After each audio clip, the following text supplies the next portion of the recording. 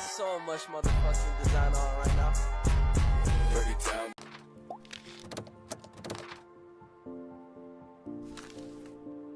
Assalamualaikum warahmatullahi wabarakatuh. Halo teman-teman, perkenalkan nama aku Alia Tataf dari jurusan Hukum, Fakultas Hukum, Universitas Andalas dengan NIM 2310111028. Di video kali ini, aku mau menjelaskan jawaban atas tugas bakti Nagih Narasi Logika dan Hati tugas bakti 2023. Cekidot. Dilansir dari Cellnet, pelecehan seksual secara online dapat didefinisikan sebagai tindakan atau perilaku seksual oleh orang lain yang dilakukan tanpa konsen atau persetujuan kita. Hal ini bisa terjadi pada siapapun, baik itu perempuan maupun laki-laki. Dalam penelitian oleh Pew Research, pelecehan seksual secara online termasuk ke dalam bentuk perundungan secara online alias cyberbullying. Cyberbullying menjadi pelecehan seksual online ketika perilaku orang tersebut sudah menjurus ke arah seksual tanpa persetujuan kita. Pelecehan seksual secara online mampu menyebabkan korban merasa terancam, tereksploitasi, merasa ditekan, dipermalukan, merasa sedih, merasa menjadi objek seksualitas, dan terdiskriminasi. Teman-teman, kita masuk ke pertanyaan pertama. Bentuk-bentuk kekerasan berbasis gender online. Kekerasan berbasis gender online berdasar pada relasi kuasa yang timpang. Tujuan pelaku biasanya untuk memperoleh keuntungan baik seksual maupun finansial, atau keduanya dengan menimbulkan perasaan tidak nyaman dan kerugian pada diri korban. Karakter khas dari bentuk kekerasan ini adalah keterlibatan teknologi digital.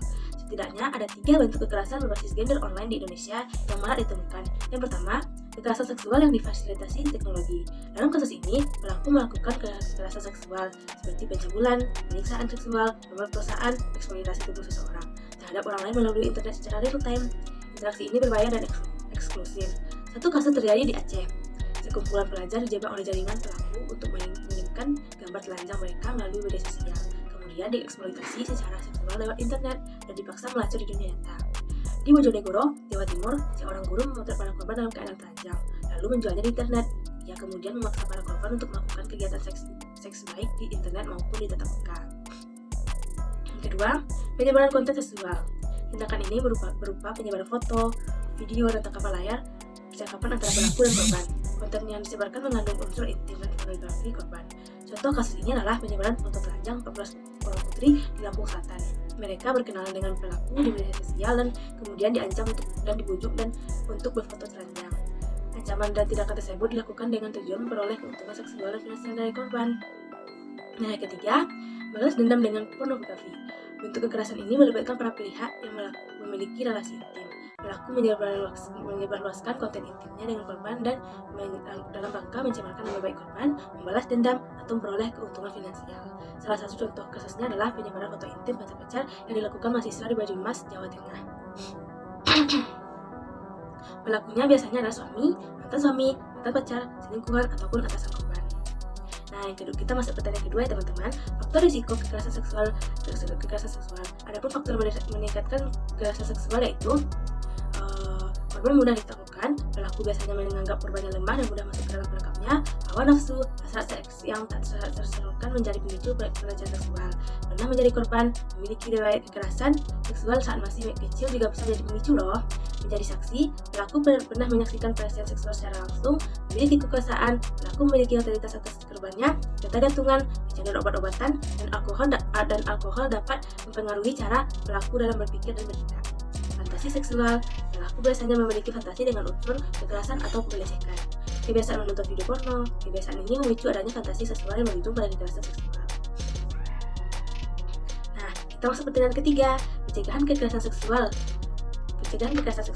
Adapun langkah mencegah kekerasan seksual yakni dengan memberikan kepercayaan kepenuhnya kepada orang lain yang baru dikenal, hindari obrolan yang berbau seksual, menguasai ilmu bela diri dasar untuk melindungi diri sendiri, berani bersikap tegas dan sikap percaya diri, mempersiapkan alat pelindung diri seperti semprotan, cabai, atau alat setrum.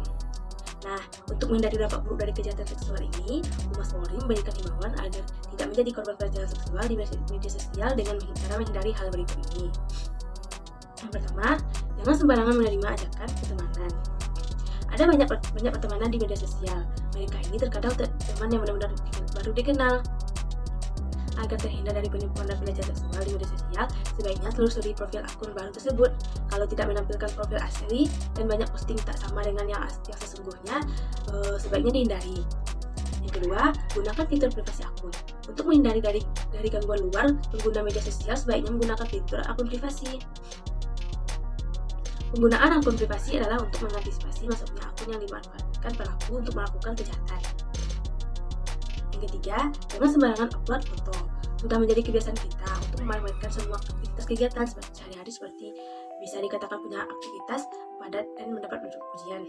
Hal ini merupakan kebiasaan buruk yang harus dihindari.